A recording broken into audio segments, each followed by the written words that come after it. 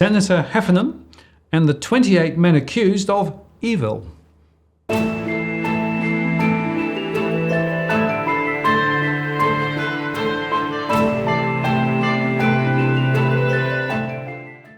Martin North, John Adams, in the interest of people. Hi, John. Hello, sir. Back in the studio again, and a bit controversial tonight. Yes. Our bread and butter is to talk about economics and financial matters, but there is, from time to time, where we have to sort of deviate from that and talk about something quite serious. And we're going to talk about a topic that is red hot right across the country among ordinary voters. But when it comes to the power elite in Canberra, they don't want to talk about it. And this allegations that we covered. Actually, we covered it in a show in terms of 2021. So we said dark Australian forces refuse to save the children. So let's put the thumbnail in terms of that up. So we covered a range of controversial stories that the mainstream establishment in this country, politics and the media don't want to touch. And in that, we showed some footage of Senator Heffernan in 2015 talking to Senator Brandis at Senate Estimates, in relation to a compromise of the highest order in terms of elite pedophilia. Now, the reason why it's important that we come back to this particular topic is a couple-fold. One is that we're in the middle of an election season, and a lot of people have been talking about this topic in terms of who they may or may not wish to vote for based on this issue. Certain politicians have been confronted over this issue, and we're going to talk about that. But also in the last week, I have received communication from two senators, one within the coalition and one from outside the coalition, on this particular topic. And so there's some things to clarify for the audience, but also I think there is some news to break, and I think we can hopefully give our audience and the broader community some guidance as to what's really happening with this sort of issue. Right, and timely given the election campaigns and everything else and people voting on the 21st, right? Indeed, yep. Indeed. But the one thing I think is just critical to underscore, Martin, is that no matter how much the media and the politicians don't want to talk about this type of allegation that there is an elite pedophile network at the highest levels of our country, you cannot just sweep these things under the carpet. And you and I have had a conversation off camera in the sense that once you let the genie out of the bottle, it must be addressed, because if you don't address it and you allow these allegations to sit, there's just a stench around Parliament and in terms of the legal profession, and whether these allegations are true or not, people would just start to lose confidence in the way our country's run, and that's not healthy for Australian democracy. No, because the point there is that whether there's truth in it or not, leaving it hanging just leaves the question mark, and it gets bigger and bigger, doesn't it? Absolutely, and that's precisely what's been happening over the last few years. It's been growing and growing, and now one thing I will say is, in the last week, I have spoken to a journalist in the Canberra Press Gallery about this topic and about some of the information we're about to reveal tonight. And this journalist said to me, "John, you've lost your mind. You've fallen off the planet." And so again. When you talk to, so what I was trying to convey to this journalist is that among ordinary voters, because this is spread like wildfire on social media, a lot of people are aware of this. It's a big issue for a lot of people, and it must be resolved, just like how, whether it's pedophilia in the churches or in other institutions across Australia, where those things have been addressed through royal commissions and other processes, the fact that this one is not addressed, it is a big topic. And so people in the mainstream journalistic profession just, I don't think, fully understand the gravity of this interaction that happened in 2015 and how important it is for a lot of Australians across the country. Absolutely. Well, as with so many of these sorts of stories, it gets hushed up and nobody wants to talk about it, but it bubbles away below, and eventually it comes out one with the other, right? Indeed. Yeah. So just to bring our audience back to what this is all about. So Senator Heffernan actually made one of the important points, Martin. Senator Heffernan made two sets of allegations. So we're going to play clip one where he talks about so-called 28 people on a particular list. So let's play that. We should include in the terms of reference the institution of the law. And I have documents here which the Royal Commission has seen to justify that case, and in fact every Attorney General, from Attorney General Ruddock till now, has seen some of these documents, and they are police documents, and they are very disturbing. So, having produced a set of documents to the Royal Commission under an order to produce, which includes, disturbingly, documents that name in one document 28 people as alleged pedophiles, signed off by Gary Crook QC, counsel assisting an earlier Royal Commission, includes a whole lot of prominent people. And I think to protect the discretion of the Royal Commission, I won't comment on what the Commission thought, except that they thought it was outside the terms of reference of the Royal Commission. We have in Australia, sadly, a compromise at the highest of levels. There's a former Prime Minister on this list, and it is a police document. Okay, well, that's pretty confronting. Yes. So that is what Senator Heffernan just talked about is a police document with 28 names on there.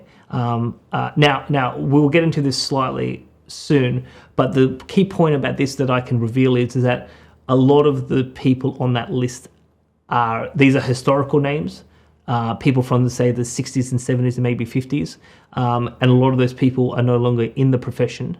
And most of them are dead.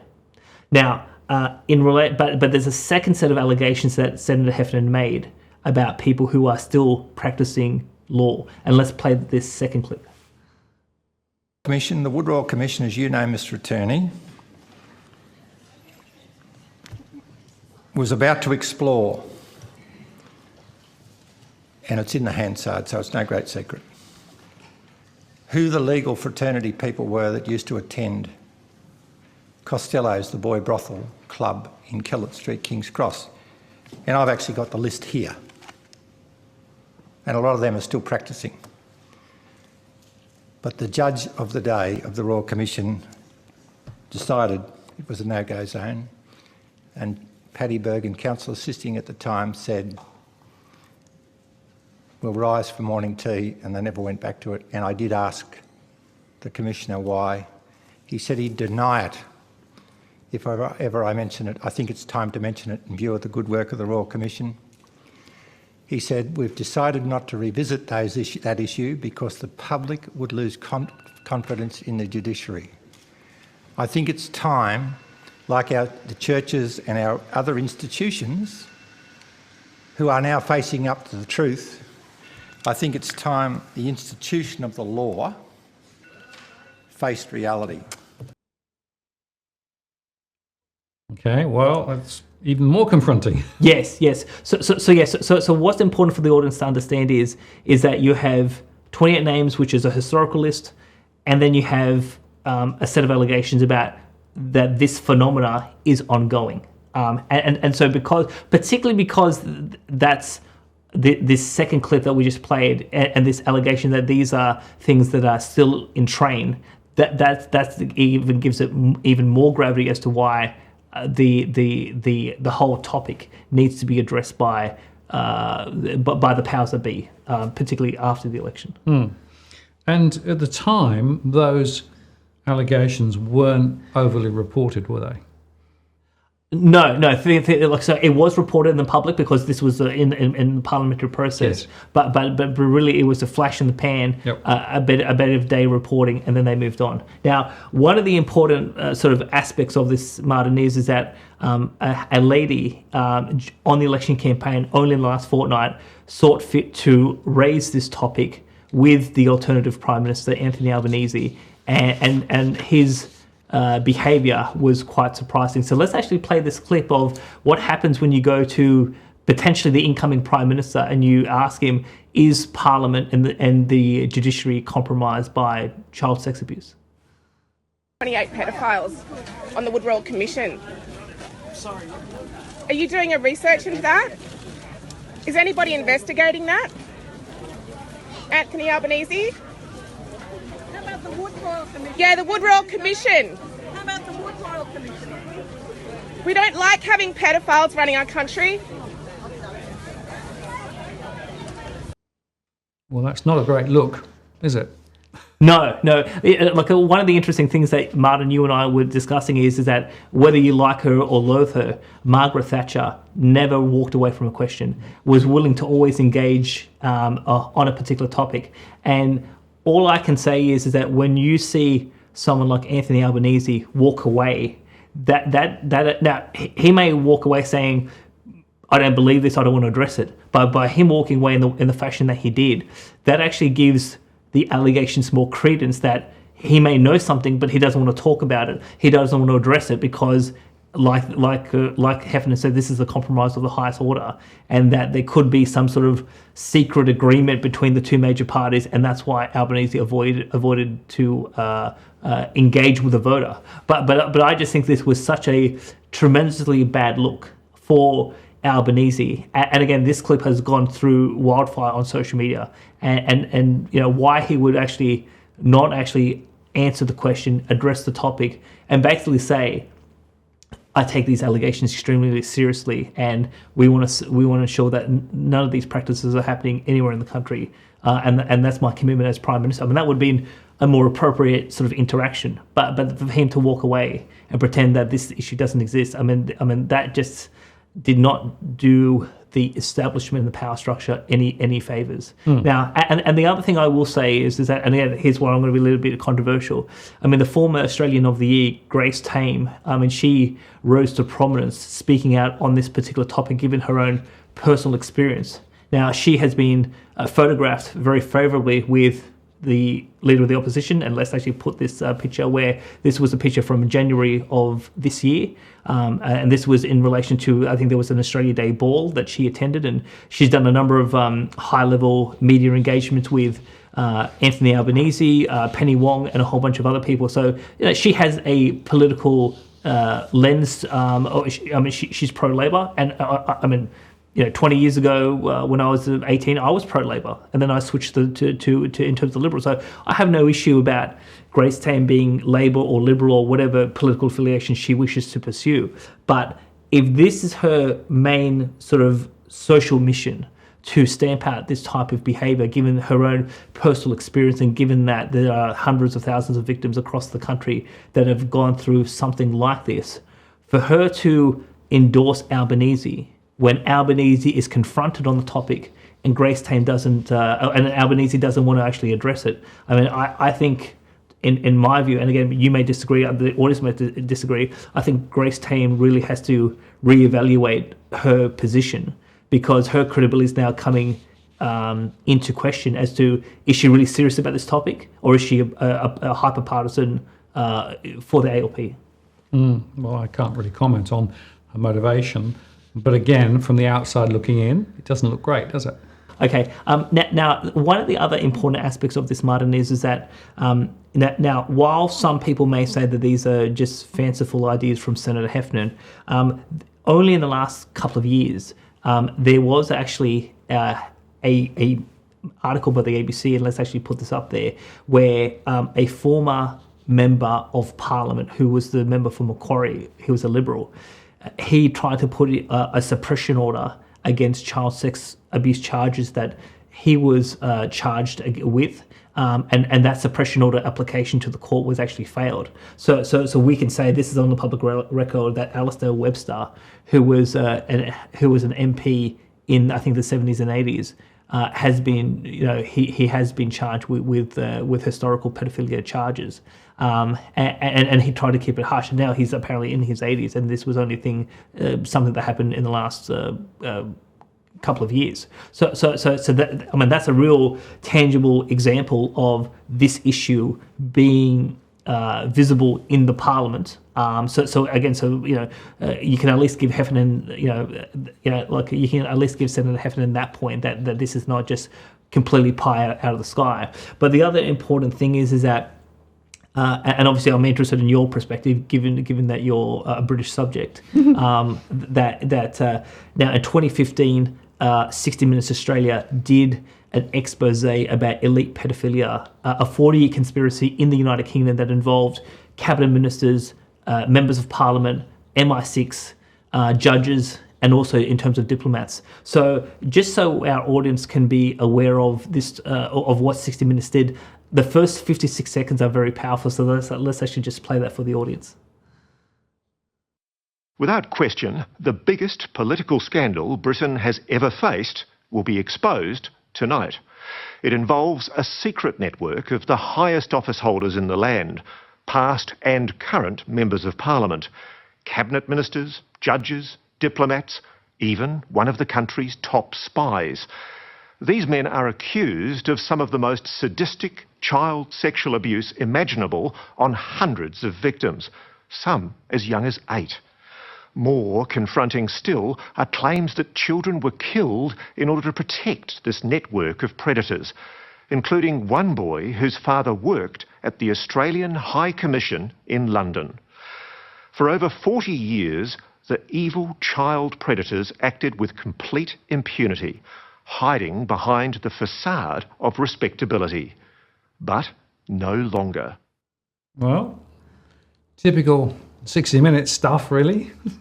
Well, yes, but I mean, 60 Minutes. Excuse me, 60 Minutes likes to sensationalize things, but they actually, provided quite a bit of detail around this. And obviously, the other thing that I think is quite important is, and let's actually put the slide up there, is there are big examples both in the US and the UK with Jimmy Savile and with in terms of Jeffrey Epstein, where these sort of practices are happening at very elite levels, involving judges and politicians, and they've been suppressed for quite a while. But the good thing about, I guess, this, if we can say there's a silver lining in the context of America and the UK, these stories are now coming, are finally being admitted, and obviously there's a whole host of issues that are, a whole host of reform that's being pursued in those two countries. But I guess in our context is, so far since 2015, so it's been nearly 7 years, no one wants to actually, come to terms with the Heffernan allegations. And just reflecting on Jimmy Savile briefly, for years and years and years, he was held up in the highest esteem within the media circles and, I guess, quite broadly in the UK as somebody who was working for charity and doing amazing things. And the story didn't come out till quite a long time later, but then it was revealed that many people actually knew, but no one actually said anything about it, in the public forums and things. So it was always very much hush hush, keep it quiet. We might know, and even senior people in the BBC knew, and yet did nothing.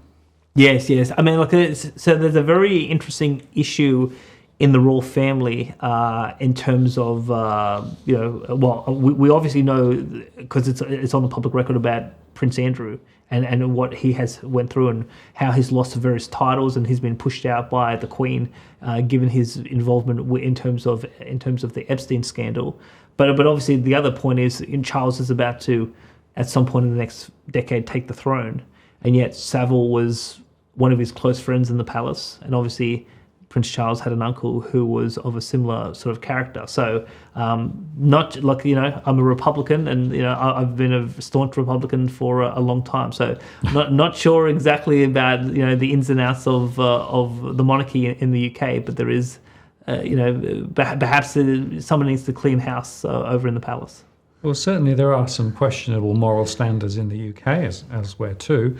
And of course, quite often it's the establishment that seeks to cover that all up and misdirect and actually even try to scare people if anybody tries to mention it in any way. Their first instinct is to cover it up, close it down, not talk about it, right? Whether it's true or whether it's not. Yes. That seems to be deeply ingrained in the way that high society and the establishment actually works. Well, look, one could fairly say that England has worked like that for centuries. It's how we do it, mate. Indeed. Now, like, just taking the story on just a little bit, Martin, is that now there is something about this story which a lot of people believe is true, but is actually false, and that is that this issue of a 90-year suppression order.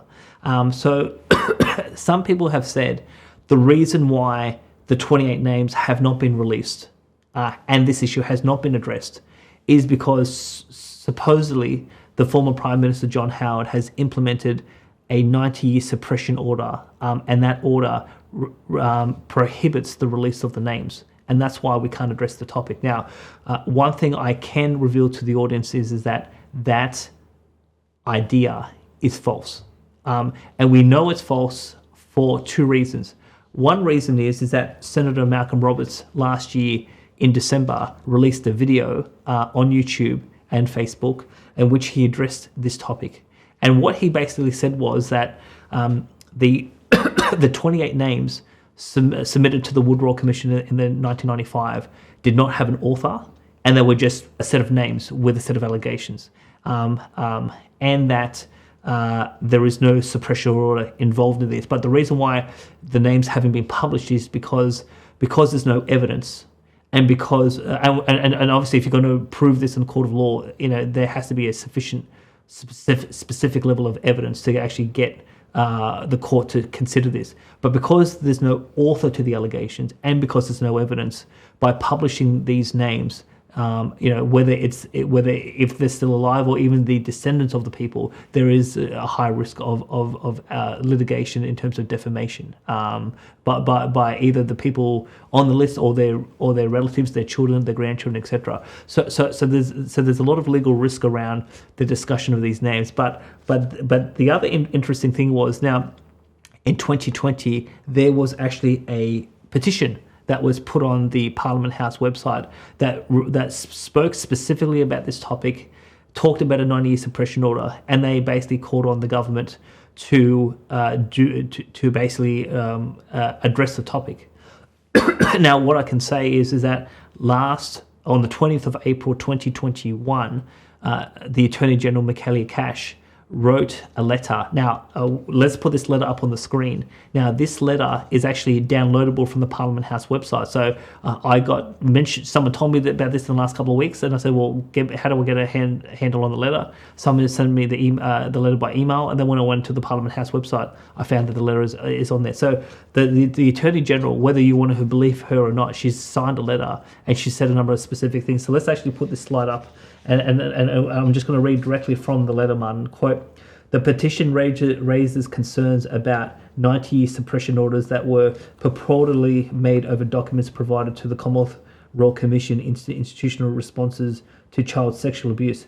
I am advised that no such suppression orders have been made by the Commonwealth Parliament or any federal court.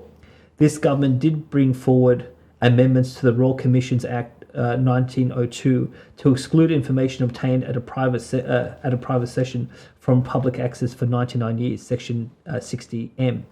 The personal and sensitive nature of people's accounts of how they have been affected by child sex abuse justify this action, and it is limited to private session related information." Now, the important aspect of this, Martin, is that the 28 names never came from a private session from the Royal Commission. The whole thrust of what Heffernan was trying to say was he wants the Royal Commission to investigate. And the response with the Gillard Royal Commission and the Royal Commission from the 1990s is outside the terms of reference. So there can be no question that this is this amendment of this 99-year seal has impacted in terms of the 28 names. So there's nothing preventing any investigation into the 28 names or the 28 names to be published, other than there is a risk of legal proceedings by the descendants of the people in terms of the list. So it's important we should say that, because even on Walk the World, you've done a series of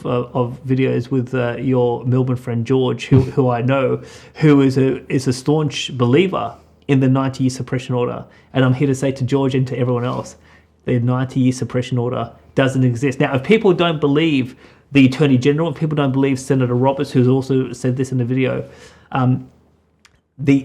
no one can say that the suppression order is classified. If there is a suppression order, there is a document trail around it. So when people have put to me this notion of the suppression order, I said, show me the order. Go get the document, whether it's the Parliament or the court, and show me how this information has been suppressed. To the best of my knowledge, that doesn't exist. The Attorney General has signed a letter saying it doesn't exist. Malcolm Roberts has said it doesn't exist. So hopefully, as we go forward on this issue, we can at least come to a common understanding that there is no suppression order. And that's a very important point. The key revelation of tonight's show is that what I can confirm is that someone inside the coalition, a senator, did call me in the last week. And for sensitivity reasons, I won't mention who, but they did express a desire to address this topic after the election. And that they have had direct conversations with Senator Heffernan about what he said in 2015. So we sort of let some of it out of the bag, that most of the 28 people on the list are deceased, and they're no longer practicing in the law. And obviously the Prime Minister. Now we're going to get to the Prime Minister aspect quite importantly, but again, so there is work for I think in the interest of the people and our viewers and the broader community as to if there is a desire by some senators to pursue an inquiry after the election, how do we help that process along? Very similar to some of our previous efforts in parliamentary process, whether it's the cash ban or in terms of bail-in. But the key thing is that there is an appetite by some to bring this issue to a head and to conclude this matter, because it is festering throughout the community and politicians are getting various emails about various things. And then if a politician pursues a policy agenda completely unrelated to this matter and a voter disagrees, well, for example, COVID-19 management, well, you're pursuing these sort of things because you're compromised, you've got people telling you what to do, whether it's the World Economic Forum or however, and you can't really pursue the public interest because you are compromised by this great scandal. So this is some of the undercurrent that's happening, and that's why certain politicians want to pursue it. Now, the really other interesting revelation that I want to put on the table is that there's a lot of speculation as to who is the Prime Minister on the list. Now, what I can say is that on Telegram, but also on Twitter, I have asked my followers, who is the Prime Minister? Is it a Labor Prime Minister or is it a coalition Prime Minister? Now, let's actually put up the results of my Twitter poll. And what we can find is that, and so this poll was from last week. So over a day, we had 347 people vote, saying that 69.7 people believe it is a Labor Prime Minister. Now, there was certain people during the pandemic who made provocative videos on social media naming specific Labor Prime Ministers, whether it was Whitlam, Hawke or Keating, and saying it's one of those three, and that's why these issues cannot be addressed. Now, what I can reveal is that in the phone call I had in the last week, it was put to me that it's actually a coalition Prime Minister, not a Labor Prime Minister. And so when this senator was talking to me about this topic, I was trying to probe who, and the person said it's quite obvious. I said, well, it's not obvious to me because I have no idea. And so all I was sort of given as a guide is it's between Menzies and Whitlam. Now, between Menzies and Whitlam were four coalition Prime Ministers. Right. So we had Prime Minister Harold Holt, we had John McEwen, we had George Gorton, and we had William McMahon. So all I know is it's one of those four that is on the list. And again, these are just allegations. There's no evidence. There is no proof. That's why Heffernan wants the Royal Commission to investigate to get to again, he said it's a police document. So he says he wants the Royal Commission to get to the bottom of what did this Prime Minister do. So the one thing I will say particularly about the Prime Minister, which is slightly separate about the judges, is that It's not assume that it's true. The scandal is not just what the Prime Minister did, it's who knew and said nothing. And in that context, some of those people who, assuming it's true, if they did know, some of those people may still be alive. So let me give you a hypothetical example. John Howard became a member of Parliament in 1974. He was during this period of time when these 4 prime ministers were serving. He was a prominent member of the Liberal Party. Assume that that one of these 4 men actually did something along these lines. What did John Howard know? Did he say something? Did he not say something? Did Malcolm Fraser, another prime minister, did he know something? So there's all sorts of implications involved in this that would prevent, in my view, so the Liberal establishment and the National Party establishment, they would not want to touch this because of the potential ramifications, not just in terms of the historical PM, but people who are alive. But also, right throughout the political system, we have descendants, we have children and grandchildren of MPs and prime ministers serving in various public roles, and there'd be all sorts of questions about who knew what, and obviously, kind of like in terms of Jimmy Savile or Jeffrey Epstein.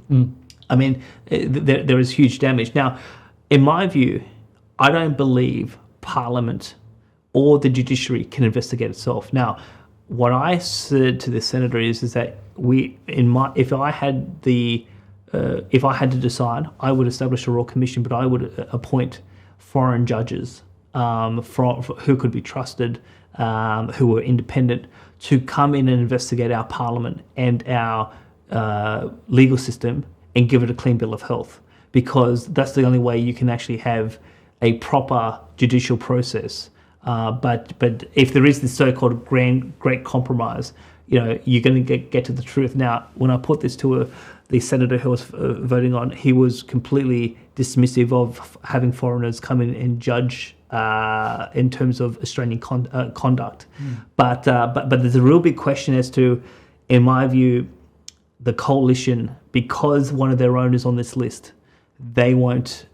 Even though I spoke to a coalition senator who wants to bring this to a head, the establishment powers that be are going to resist this with all of its might. And obviously, there may be, particularly with some of the judges, there may be linkages into the Labor Party, and that's why I may or may not explain Albanese's conduct in terms of not wanting to address that particular voter. So now, what are the implications for the election? So all I can say is that if this issue is important to you, and again, I'm not trying to influence anyone's vote in a particular way, it will not, if you vote Labor or the coalition, you are less likely to have this issue addressed, because particularly the coalition does not want to investigate because one of their own is on the list. And again, these are just unidentified allegations, they're not true. So given that there is an appetite by at least a couple of senators who may wish to establish an inquiry after the election, your best chance is to expand the crossbench and to vote for one of these minor parties. And obviously, you're voting for some minor parties. I'm going to be voting for some minor parties as well. So if we can get more minor party new people into Parliament who have an open mind and don't have historical alliances that they would be willing to protect, that is our best chance to bring this issue to the fore, which I seriously and sincerely believe has to be addressed, because there's just too many people who think that there is corruption. People who believe that these 28 people are actually guilty, even though there's no evidence to suggest that.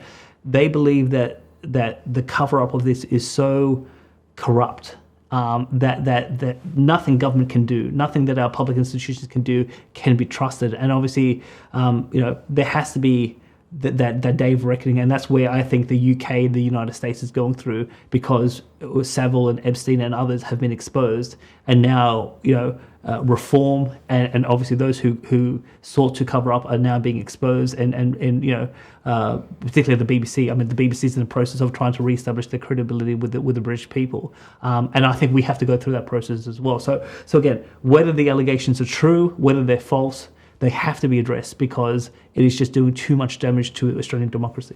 So 2 points from me, John. The first is, this is about trust, isn't it? Trust in the system and trust in the people who are in leadership positions. And simply by ignoring it and essentially not wanting to talk about it, actually that decays trust even more. Right? The only way to get trust back is to deal with it one way or the other, which means asking the questions and getting answers. Correct. Right. We must pursue that. It's very important, I think. Yes. So we have, I think, 2.5 weeks until election day. Now, I mean, the practical method of establishing a parliamentary inquiry is to have a senator move a motion and to have a seconder. So I think after the election, I'm fairly confident we can get 2 people to potentially raise the topic in Parliament or in terms of the Senate. But then if it goes to a vote, dare I say there'd be a lot of pressure, one, to not have the vote, but then there'll be the mainstream media trying to deride the whole exercise. So the only way to bring more credibility to the topic is to vote as many minor party senators on the crossbench who would be open-minded to having this issue explored, and that would be a good thing for the country. Yeah. Well, John, thank you very much. Very important subject, as always. And I guess we'll keep track on it over the next little while. Indeed. Thanks very much. Thank you. Martin North, John Adams, in the interest of the people. We'll see you next time.